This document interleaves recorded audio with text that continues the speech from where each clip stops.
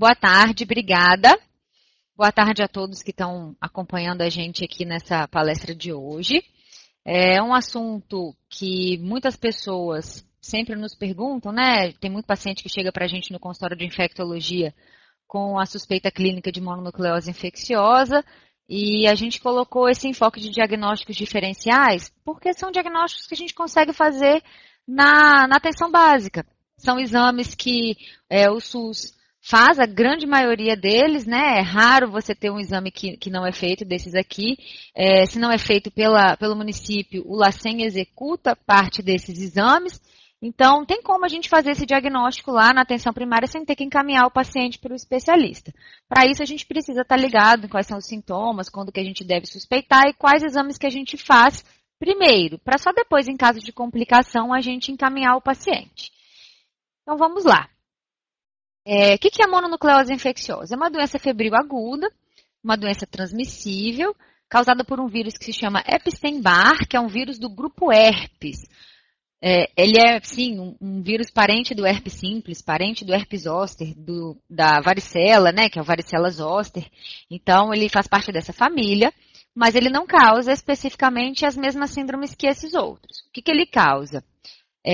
A doença específica que é a mononucleose infecciosa e algumas outras patologias um pouco mais graves até, mas que a maior parte das pessoas não desenvolve absolutamente nada, desenvolve no máximo a mononucleose infecciosa.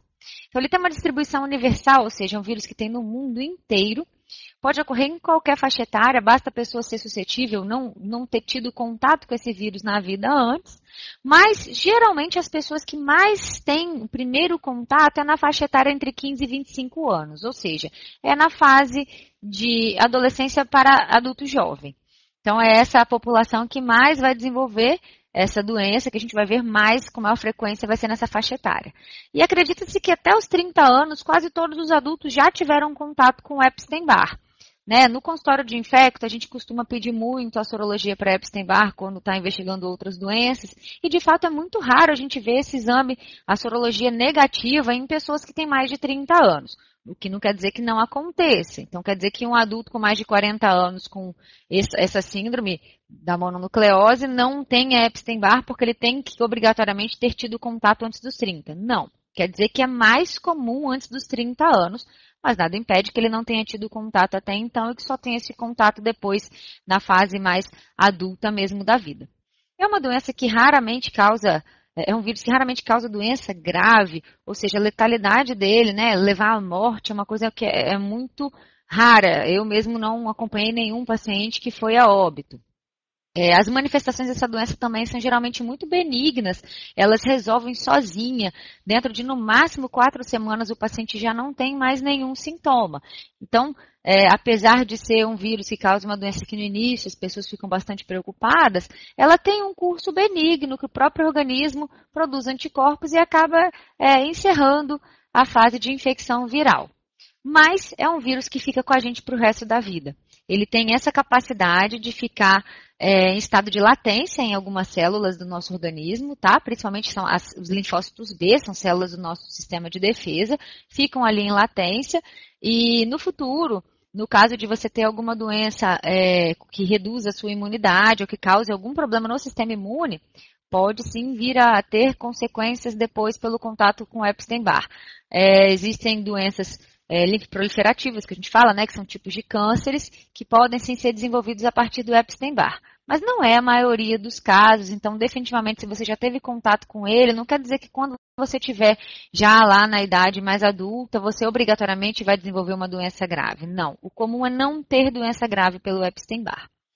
E ele pode se apresentar de diversas maneiras, desde ser uma infecção assintomática, que a maioria das pessoas não desenvolve nada, nem febre, nem linfonodomegalia, nem racho cutâneo, nem dor de garganta, né? A maioria é assintomática. Tem lá o seu grupo, né, de 40%, 50% que vão ter a mononucleose mesmo, e nem sempre todo mundo vai ter todos os sintomas da mononucleose agrupados, tá? Então, assim, o paciente pode ter somente a febre, ou ele pode ter somente a dor de garganta, ou ele pode ter somente os linfonodos, né? Vai depender mesmo de cada pessoa, de como que o organismo ele vai reagir, né, de acordo com o contato com o vírus. Então, desde assintomático, né, o quadro clínico pode ser, mas ele também pode ter um início, que a gente chama de pródromo. Pródromo quer dizer os primeiros sintomas que aparecem antes dos sintomas típicos da doença. Fadiga, então um cansaço, mal-estar, dor no corpo, né, que é a mialgia, de cerca de 1 a 2 semanas antes da febre começar. Sabe aquele quadro que você fica antes de começar a estar gripado, antes de desenvolver a gripe? Aquela fraqueza, aquele mal-estar, parece que você vai ficar gripado. É essa sensação que dá. E aí depois, passado 1 semana, 2, surge uma febre alta, geralmente maior do que 38 graus, é febre mesmo, pode ter até calafrio associada, né? E durante essa febre, o paciente ele fica bastante debilitado, mas só durante o período da febre, fora do período da febre não. E pode ter faringite, uma faringite bem parecida com aquela faringite e com a amigdalite bacteriana, né? Então, por várias vezes, esse quadro clínico ele é muito confundido com dores de garganta que são de origem bacterianas, que deveriam usar antibióticos. E, por vezes, pacientes com mononucleose infecciosa vão tomar antibióticos sem necessidade, mas porque é um diagnóstico diferencial.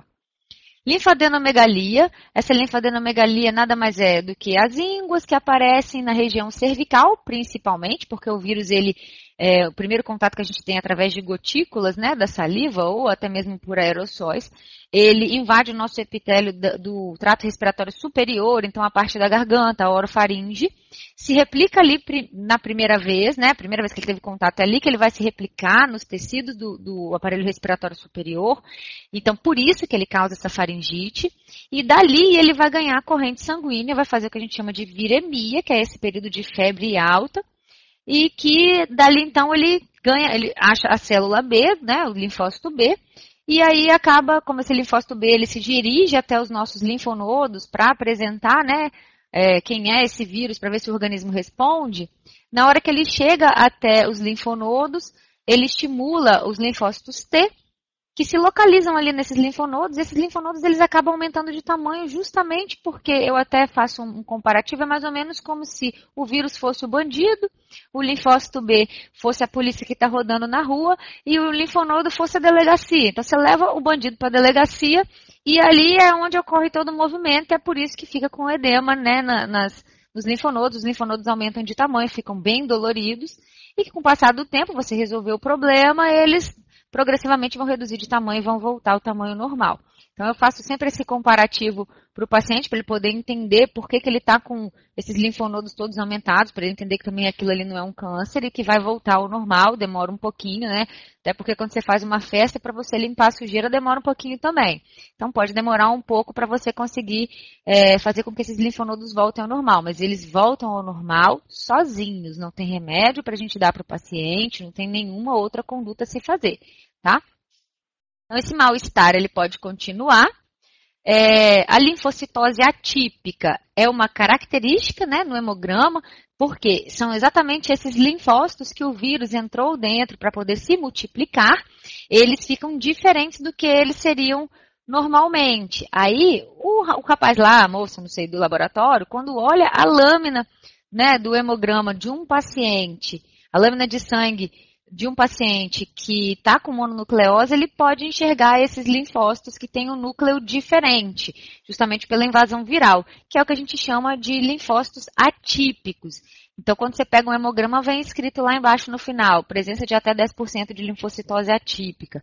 Isso é uma coisa que sugere o diagnóstico de mononucleose infecciosa verdadeira. E ela pode durar até 4 semanas, tá bom?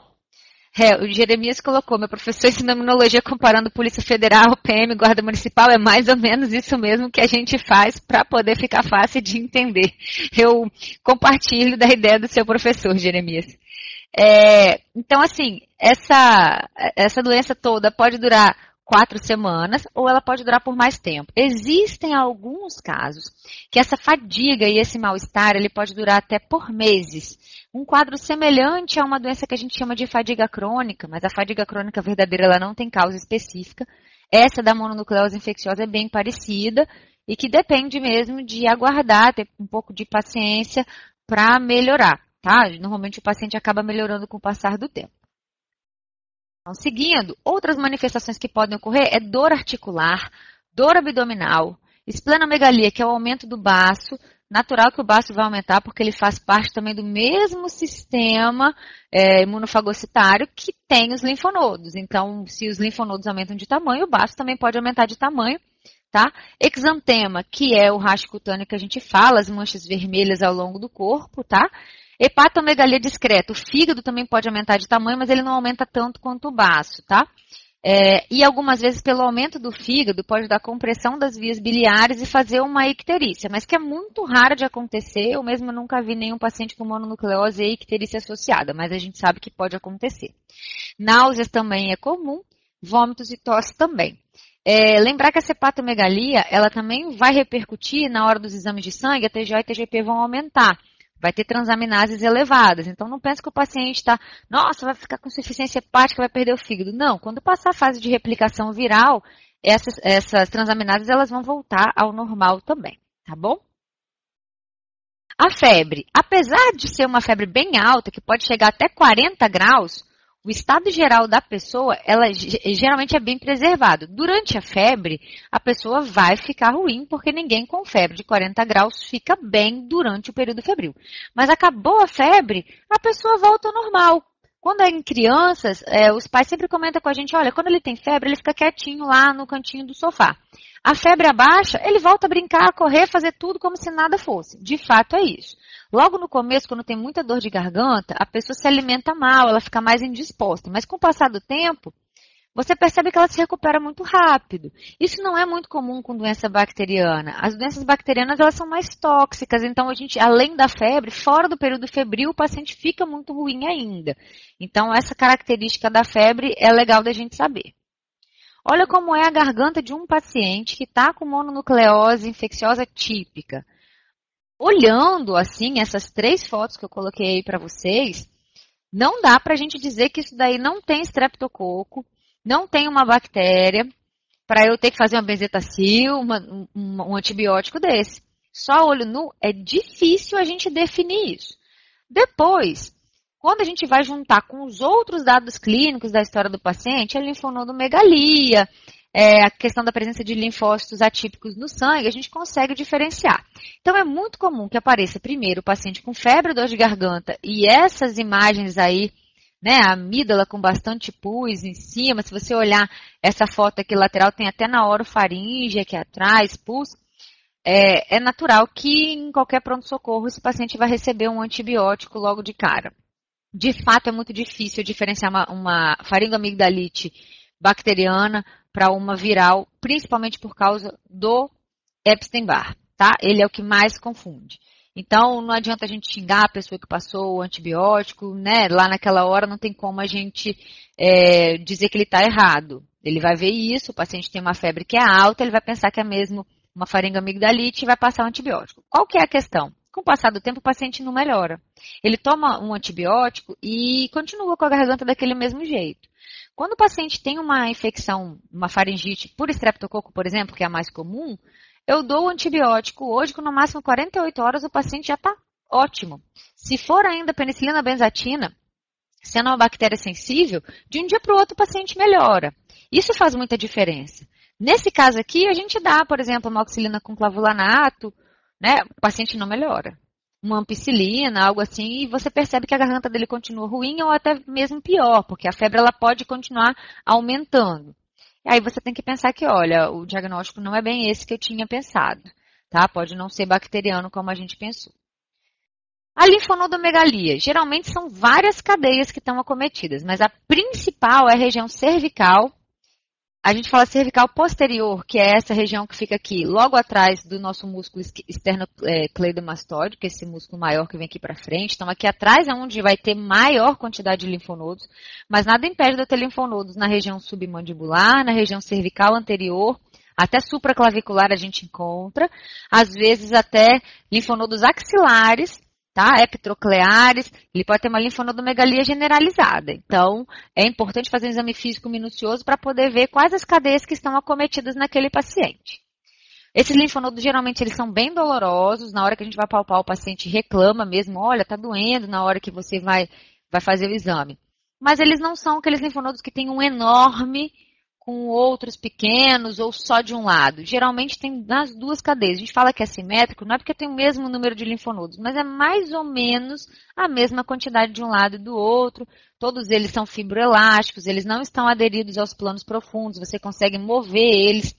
Não consegue mover muito porque dói, mas se você for ignorar o fato da dor, você consegue mobilizar ele, o que já vai diminuindo as possibilidades desse paciente estar com uma neoplasia. A esplenomegalia, então, que é a parte do baço, ela pode durar de 7 até 10 dias. Existem alguns casos que ela persiste por mais tempo. Como é que eu vejo a questão da esplenomegalia? No exame físico mesmo do paciente, eu posso colocar ele numa posição que a gente chama posição de Schuster, que é o decúbito lateral direito, ou seja, ele fica deitado sobre o lado direito dele, a mão direita fica embaixo da cabeça, a mão esquerda a gente coloca nessa posição aqui, assim, atrás da cabeça, então ele fica com o cotovelo para cima. Eu deixo a perna direita, que é a que está encostada na cama, esticada, e eu dobro a perna esquerda para frente. Dobro o joelho, como se ele fosse dobrar a perna igual ficar sentado. Essa posição faz com que o baço, que está embaixo da nossa costela esquerda, desça um pouquinho para frente no abdômen. E aí permite que você, com a sua mão direita, consiga palpar a ponta do baço ali. Se você conseguir palpar o baço nessa posição, você consegue ver mais ou menos a que altura ele está. Tem que se ter muito cuidado, porque é um órgão extremamente frágil. Se você for com muita correria, com muita força, pode dar até ruptura do baço. Então, cuidado, ele é bastante frágil, tem risco de ruptura. Por esse motivo, a gente coloca o paciente de repouso. E esse repouso, às vezes até por 30 dias. A gente afasta a criança, uma criança, por exemplo, ou um adolescente que está na escola, das atividades de educação física, proíbe de utilizar bicicletas, de correr, praticar esportes. Porque qualquer pequena pancada nessa região esquerda ali, né, do hipocôndrio esquerdo, ele pode ter ruptura do baço e acabar morrendo por causa de hemorragia. Uma hemorragia muito grave. Então, você palpa o baço, mas com carinho, com cuidado, para saber se ele está palpável. Ele estando palpável, é a esplenomegalia mesmo, porque normalmente você não palpa o baço. A gente pode colocar também o paciente em decúbito dorsal, barriga para cima, deitado de costas na maca, e eu posso fazer a percussão em cima do hipocôndrio esquerdo. Para quê? Normalmente ali é o fundo do estômago. Eu vou escutar um som timpânico, que só tem ar mesmo no fundo do estômago. Se esse som não estiver timpânico, ele ficar submaciço ou maciço, quer dizer que algo está ocupando aquele espaço. Também sugere que o baço está aumentado, tá certo? Em alguns casos eu consigo ver hepatomegalia, e aí a hepatomegalia nesse mesmo decúbito dorsal, né? O paciente está com a barriga para cima, você vai palpar ao longo do hipocôndrio, do rebordo costal direito, desculpa, e você pode pegar ali a margem do fígado do paciente e aí dizer que ele está a tantos centímetros do rebordo costal para medir o tamanho do fígado dele. Pode ser dolorosa essa palpação, porque é lembrar que é uma hepatomegalia que acaba distendendo a cápsula do fígado, então pode doer, vá com cuidado na hora de examinar o abdômen do seu paciente. Essa foto que eu estou mostrando para vocês é a foto do exantema, tá? O racho cutâneo que aparece no paciente que tem mononucleose. Tanto que eu coloquei ele até o sinônimo, exantema macular ou racho cutâneo, tá? Você vai ouvir falar nas duas coisas. Principalmente acontece nos pacientes que receberam penicilinas. Não tem nada a ver com alergia, mas parece que o antibiótico acaba precipitando uma reação antígeno-anticorpo que faz com que esse racho cutâneo apareça mais, tá certo? Não é alergia a penicilinas, nem nenhum tipo de antibiótico. O paciente tem que estar bem ciente disso, porque senão ele leva para a vida dizendo que eu tenho alergia à penicilina. E não tem. Ele fica restrito a usar um antibiótico por uma bobagem, por um erro de diagnóstico. Esse racho cutâneo, ele é exatamente como na dengue. Ele aparece de uma hora para outra e de repente ele também pode desaparecer ou desaparecer devagar. Ele vai se esvaecendo, sumindo parte a parte. Ele pode ser palpável, aqui eu coloquei como exantema macular, que é só a mancha, mas ele pode ser maculopapular também. Na hora que você passa a mão na pele do doente, você sente aquele aspecto de lixa fina, que é o quê? É o exantema palpável. A gente tem as pápulas que estão ali, que são palpáveis. Desaparece sozinho, não tem necessidade de fazer compressa, passar nenhuma pomada, nada disso, é só aguardar que com o passar do tempo isso também vai desaparecer. Ele também pode ter a ver com a questão da viremia que acontece na replicação desse vírus, tá certo? que a gente tem que pensar, então, num paciente que tem febre, com linfonodomegalia e dor de garganta? Em primeiro lugar, eu vou pensar no Epstein-Barr, porque é o nosso primeiro diagnóstico que a gente está falando hoje, mas também pode ser citomegalovírus, que também é um vírus da família herpes, parente do Epstein-Barr, e que também pode causar linfonodomegalia quando a gente pega ele pela primeira vez. Lembrar que a maior parte dos pacientes de citomegalovírus não tem nenhum sintoma, mas eles podem desenvolver dessa forma. Toxoplasma gondii, que é o agente da toxoplasmose, então a toxoplasmose aguda também se manifesta com linfonodomegalia febril, é menos comum ter dor de garganta. Aliás, para a maior parte dessas doenças que eu coloquei no diagnóstico diferencial, a dor de garganta acaba diferenciando e chamando mais atenção para o Epstein-Barr. O vírus da imunodeficiência humana tem que pensar em HIV toda vez que eu tiver um paciente com linfonodomegalia febril, porque é possível que ele tenha pego o vírus recentemente, está desenvolvendo sinais da infecção, prima infecção, quer dizer, os sinais da infecção aguda pelo HIV. O herpes vírus humano tipo 6, que é o do exantema súbito, então além da febre e da dor de garganta, quando a febre desaparece, esse herpes tipo 6, ele dá o rasgo cutâneo, que é muito semelhante ao rasgo cutâneo do Epstein-Barr, então também é um diagnóstico diferencial, tá certo? Hepatite B, principalmente por causa da dor, né, na região do hipocôndrio direito, o aumento das transaminases hepáticas. É claro que hepatites agudas, as transaminases sobem muito mais do que no caso de uma mononucleose, tá? Eu estou falando de 5.000, de 7.000 de TGO, TGP numa hepatite viral aguda. A dengue, nunca posso esquecer a dengue, porque dengue também dá febre com linfonodomegalia. Dengue não costuma dar dor de garganta, então é assim que a gente descarta a dengue. Se tiver dor de garganta, é menos provável que seja. Mas eu tenho que lembrar que é possível, porque dengue dá linfonodomegalia, febre e um exantema maculopapular também. Também pode alterar enzimas hepáticas. O vírus da dengue também tem uma afinidade pelo fígado e pode causar inflamação hepática e também da TGO e TGP elevado. Isso não tem diferença. E também da plaquetopenia, que também vocês vão ver que é uma manifestação. A cachumba por causa da linfonodomegalia febril, tá? É claro que na cachumba a gente vai ver mais a parótida, que é a nossa glândula salivar, que está aqui, ela vai aumentar de tamanho, mas eu também tenho linfonodos palpáveis na cachumba e posso ter dor de garganta com febre. E cachumba a gente tem tido aqui no Espírito Santo alguns casos, né, até casos agrupados, né, casos de surtos em algumas escolas, né, já tem alguns anos que isso vem acontecendo, então tem que ficar ligado, principalmente porque cachumba é uma doença que tem vacina, então é inaceitável doenças que a gente tem vacina, a gente ter casos ainda. Leucemia aguda, quando o paciente desenvolve a leucemia e ele está na fase aguda da doença, ele pode ter linfonodomegalia com febre e ele também pode ter linfócito atípico na circulação. É claro que é um pouco diferente do linfócito atípico da mononucleose. Um hematologista experiente, quando olha a lâmina do paciente no laboratório, ele consegue diferenciar, mas eu tenho que pensar nisso. E o linfoma também. Eu botei esses dois últimos como últimas hipóteses, porque neoplasias nesses casos a gente não pode esquecer delas, mas a gente também não pode achar que linfonodomegalia é câncer em primeiro lugar. Lembrar que os linfonodos, principalmente do linfoma, eles são de crescimento progressivo, eles não param de crescer e desaparecem, eles só continuam aumentando, são dolorosos, mas geralmente eles não são por todo o corpo. Tem uma região, né, geralmente na região cervical, mas eles vão ter um local onde a linfonodomegalia vai ser maior, é um nódulo mais único, então um aglomerado de nódulos num pequeno local, que vai fazer diferença também com a questão da mononucleose, porque a mononucleose é mais generalizada. Então, aqui para vocês terem uma ideia de como eu vou investigar esse paciente com linfonodomegalia febril na atenção primária, para eu tomar a minha decisão clínica, a primeira coisa que eu tenho que fazer é uma anamnese bem feita. Ver toda a história desse paciente. Já que eu falo de HIV, eu tenho que perguntar se é um paciente que já tem relação sexual, se ele usa preservativo, se ele não usa, tá certo? Relação com homem, com mulher, como que é essa parte aí. Locais para onde ele viajou, porque eu tenho doenças que tem alguns locais no Brasil que não tem dengue, outros têm. Então tem que saber se esse paciente passou por um local que pode ter uma doença dessa, que é mais comum num local do que no outro. Eu tenho que ficar ligado se ele tem algum animal de estimação em casa, que ele não cuide direito, que não leve ao veterinário, para pensar em alguma doença que pode ser uma zoonose, né, que passou do animalzinho para ele, contato com carrapato, porque a doença do carrapato também dá febre e o exantema, então também tenho que pensar nisso.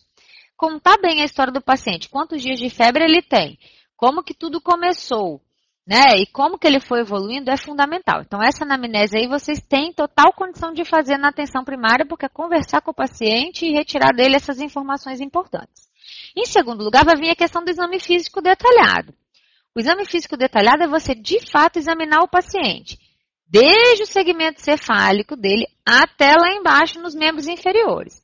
Então, você começa, observa os olhos, observa como é que está a pele do rosto, olha o nariz, olha a boca, para você fazer uma horoscopia legal, para ver se tem mesmo aquele exudato purulento na faringe ou na amígdala. Olha se ele não tem úlcera oral, porque às vezes pode ter úlcera oral. Aí você começa a palpar os linfonodos. Olha os linfonodos que estão na região atrás da cabeça, região occipital. Vem para a cadeia cervical posterior, cadeia cervical anterior, submandibular, na frente do ouvido, né, que são os pré-auriculares. Aí você passa para o supraclavicular, linfonodos axilares, é fundamental pesquisar também, tá certo? Linfonodos inguinais. Aí você vai fazendo a sequência do exame físico habitual, tá certo? Exame cardiovascular, a parte do exame do pulmão. E aí quando você passa para o abdômen, presta atenção, né, nas posições que você coloca o paciente para saber se ele tem hepatomegalia, se ele tem esplenomegalia, porque isso vai te ajudar a levar a uma hipótese diagnóstica melhor formada. A própria questão da pele, dizer se ele está com exantema ou se ele não está, quantos dias depois da febre que as manchas vermelhas no corpo apareceram, descrever como é que essas manchas são, tá certo? Com base no quadro clínico que você montou, juntando a sua anamnese e o exame físico que você fez, você pode chegar à terceira fase, que é solicitar os exames com base nas hipóteses que você pensou para ele, tá? Então, a gente vai passar exatamente para essa parte agora. Laboratório, o que eu tenho que solicitar para um paciente com essa suspeita? Em primeiro lugar, um hemograma. Um hemograma que tem em qualquer município, em qualquer local, você consegue fazer um hemograma, tá certo? Então, o que a gente pode ter? Parte de hemácias, não vai ter muita diferença, né? Não tem que esperar uma anemia ou hemoglobina normal, isso não vai mudar o meu raciocínio. O que eu vou olhar principalmente é a questão dos leucócitos. Leucócito pode estar normal, o número de leucócitos, ou pode estar aumentado. No começo do quadro clínico, eu posso ter leucócitos diminuídos, tá certo? Então, eu posso ter leucopenia também no começo. E aí, depois, tem pacientes que vão fazendo hemogramas seriados, não que isso seja necessário, mas às vezes isso acontece, ele vai no pronto-socorro várias vezes seguidas e cada vez que ele vai lá, ele faz um hemograma. A gente percebe que ele começa com linfócito baixo, tá? Quer dizer, leucócito total baixo, e aí depois esses leucócitos, eles sobem, tá? Então, você pode ter inicialmente uma leucopenia, depois se normaliza e pode virar leucocitose. Ou não, tá certo? Pode ficar somente com os leucócitos normais. O que é importante eu citar? O predomínio linfocitário, que são os linfócitos. Eles é que vão estar em maior número. Normalmente, no hemograma normal, eu vejo um pouquinho mais de neutrófilos do que linfócitos, tá certo? Mas nesse caso, paciente com suspeita de mononucleose, ele vai ter um pouco mais de linfócitos. O quadro de dengue, isso também pode acontecer. No início do quadro, um pouco mais segmentados. Com o passar dos dias, o linfócito vai subindo e aí ele chega até 50%, ele pode passar de 50%, 60%, tá certo? Mas assim, em torno de 60% é o que ele normalmente costuma ficar. E aí, quem olha a lâmina pode colocar esse quadro dos linfócitos atípicos, tá certo? Quando o laboratório olha a lâmina e vê essa alteração do núcleo dos linfócitos, ele coloca para a gente até 10% do total, mais do que 10% do total de linfócitos atípicos, sinalizando para você que é uma mononucleose mesmo. Trombocitopenia, que é a plaqueta baixa, geralmente não baixa tanto assim, o valor inferior normal é 150 mil, então faz 140, 130, mas não costuma baixar menos do que isso, diferente da dengue, que a plaqueta cai bastante, chega até 50 mil, 30 mil, dependendo do paciente e do quadro de dengue que ele está apresentando. Então, o hemograma já consegue você começar a fazer um pouquinho de diferença entre o quadro de dengue, o quadro de mononucleose e o quadro de uma infecção bacteriana que faria uma leucocitose com aumento de neutrófilos isolados, que é o que a gente chama de desvio para a esquerda, ok? Desvio para a esquerda, no caso, aumento das formas jovens de neutrófilos, tá bom? São os bastões. TGO e TGP vão estar aumentadas em até 90% dos casos, lembra do que eu falei? O fígado também é contado como parte do sistema imunofagocitário, então eu tenho inflamação naquele local lá, e aí aquela inflamação que ocorre aumenta as transaminases. Eu já vi paciente com transaminase de até 120, 130, mas não costuma passar muito disso, tá certo? E as bilirrubinas também podem estar elevadas por causa do que eu falei. Uma vez que dá edema, né, hepático e ele pode fazer aumento do fígado, eu posso comprimir as vias biliares e aí eu tenho aumento de bilirrubina, principalmente bilirrubina direta. Exames de imagem. Eu preciso sempre pedir ultrassom dos linfonodos? Toda vez que o paciente tiver linfonodomegalia, preciso pedir ultrassom da barriga para saber se o baço está grande, se o fígado está grande? Não, olha só. Se você já viu isso no seu exame físico, só tem necessidade de você seguir com exames de imagem se você tem alguma dúvida sobre aquilo. Por exemplo, um linfonodo que você não sabe se ele está aderido, se ele não está, ou o paciente não consegue deixar você palpar direito. Faz sentido, às vezes, fazer uma ultrassom de linfonodos. Eu só peço ultrassom da parte cervical quando eu tenho suspeita de neoplasia, tá? Ou tenho suspeita de que aquilo ali não é uma mononucleose simples, é um aumento de linfonodos localizado, pode ser que tenha um abscesso ali por uma infecção bacteriana. Fora isso, se eu estou pensando em mononucleose, não é necessário, tá? Porque ele só vai documentar a linfonodomegalia e não vai avançar. A parte de ultrassom de abdômen também. Não tem muito o que fazer com o ultrassom de abdômen que está mostrando só hepatosplenomegalia. A gente já está esperando que isso vai ocorrer. Então, os exames de imagem nessa situação, nem sempre eles são necessários. A gente tem que pensar e racionalizar, porque também não é assim, né? Qualquer coisa a gente já sai pedindo um monte de exame. Não é necessário sempre. Sorologias que a gente vai pedir. E aqui a gente está dentro da parte mais importante do laboratório, que é o que vai me dar o diagnóstico. Ou não vai me dar um diagnóstico.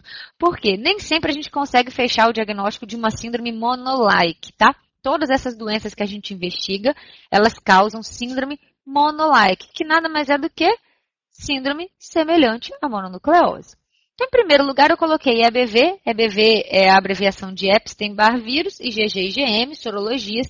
Tem vários métodos de sorologia para a gente fazer. Usava-se muitos anticorpos heterófilos. Tá? Hoje em dia a gente usa cada vez menos por uma questão de aperfeiçoamento, né? A sorologia específica para o Epstein-Barr já está disponível.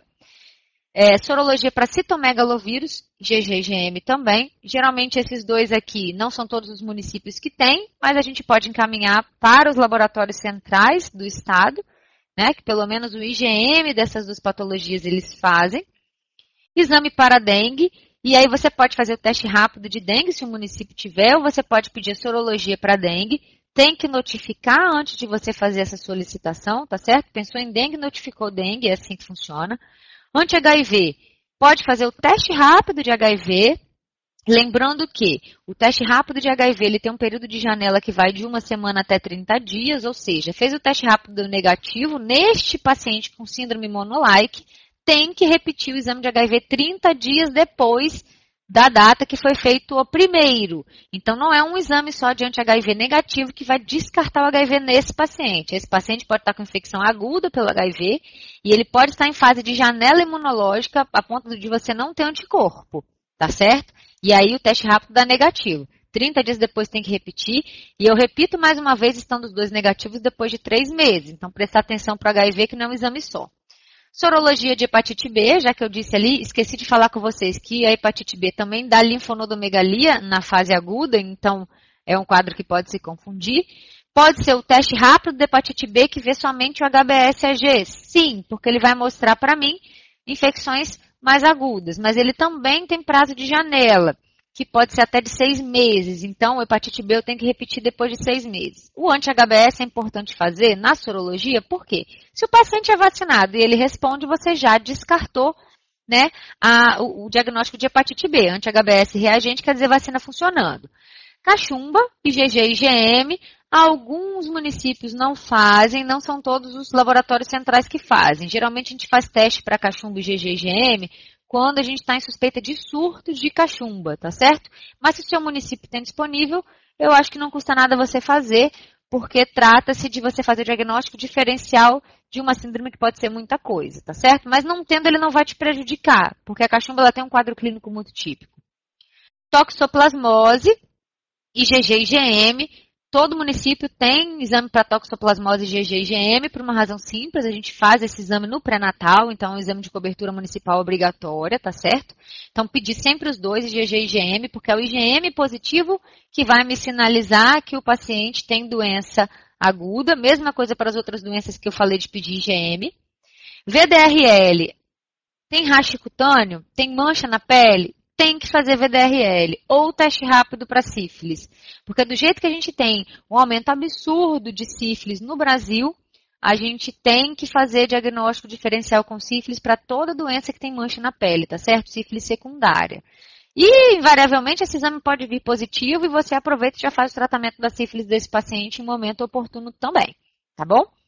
E o exame de rubéola, eu até coloquei ele para o final aqui, a maior parte das pessoas já é vacinada para rubéola no Brasil. Mas como a gente tem coberturas vacinais muito irregulares em vários municípios, eu acho mais justo e mais prudente você solicitar uma sorologia para rubéola e ter certeza que não é uma rubéola que está circulando.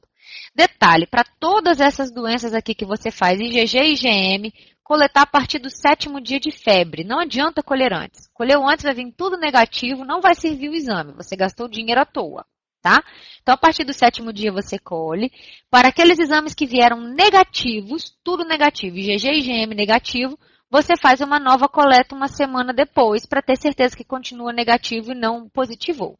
Exames que você teve somente o IgG positivo, quer dizer contato prévio, não tem nada a ver com essa doença de agora. Então, não justifica também você, num quadro desse, encaminhar um paciente para o especialista, porque, por exemplo, o IgG de tóxico deu 700 e o IgM dele está negativo. Isso é um contato prévio com tóxico, ele não está com toxoplasmose agora, essa toxoplasmose aconteceu no passado. Tá bom? Então, eu vou valorizar para dizer que é esse diagnóstico quando o IgM estiver positivo. E todos aqueles que derem totalmente negativos, IgG e IgM negativos, eu repito na semana seguinte, ok? Tratamento. A gente não tem tratamento específico, né? É um vírus que não tem antiviral específico para tratar ele, principalmente a questão do repouso, quando você tiver esplenomegalia pelo risco de ruptura esplênica, né, do baço, então afastar de atividades esportivas, medicamentos sintomáticos, cuidado aí com a parte do fígado, né? Você tem uma hepatosplenomegalia, então você pode ter aumento do fígado, você tem aumento de enzimas hepáticas, cuidado com o paracetamol. Não é qualquer dose de paracetamol que causa insuficiência hepática, tá, gente? A gente não precisa também fazer alarde, ficar desesperado, mas tem gente que acaba abusando por causa da febre, que ela volta antes das 6 horas ou das 4 horas de intervalo, e aí acaba fazendo superdose de medicação. Não fazer superdose, intercalar nos pacientes que não têm alergia à dipirona com o paracetamol, evitar o uso de anti-inflamatórios, principalmente nimesulida, pelo mesmo motivo do paracetamol, metabolização toda hepática, alto risco de problemas hepáticos se você ficar sobrecarregando um fígado que já está com inflamação, tá certo? Na grande maior parte dos casos, o paciente vai evoluir bem, ele vai melhorar. Na maior parte dos casos, não precisa internar a pessoa por causa disso. Não precisa encaminhar para fazer essa investigação inicial se eu tivesse esses exames disponíveis no meu município, tá certo? Muitas vezes o paciente chega para a gente meses e meses depois que teve o quadro de mononucleose, eu não tenho mais o que fazer por ele. Se eu for fazer uma sorologia meses e meses depois do quadro clínico inicial, pode vir o IgG positivo e eu não vou conseguir provar que aquela doença foi por esse motivo aqui, porque a IgG é imunidade tardia, Deus sabe desde quando que ele já está positivo para esse paciente, tá certo? Então, era isso que eu tinha para falar para vocês hoje. Foi bem um resumo muito rápido, bem superficial, só com as coisas mais importantes que vocês aí na atenção primária precisam saber, tá certo? Não é um caso que tem que caminhar o especialista com urgência, não tem essa necessidade. Dá para você acompanhar o paciente ambulatorialmente, sim, sem nenhum problema. É difícil acompanhar via pronto-socorro, porque o médico não está de plantão todos os dias lá. Mas tendo um clínico aí na unidade de saúde, ele consegue acompanhar perfeitamente um paciente desse e aí encaminhar ele para a gente só em casos de, por exemplo, transaminases estão muito elevadas, né? O paciente não está conseguindo se alimentar porque está com muito enjoo, tá? E isso daí são coisas que vão fugir desse quadro clínico básico que eu falei com vocês, tá certo?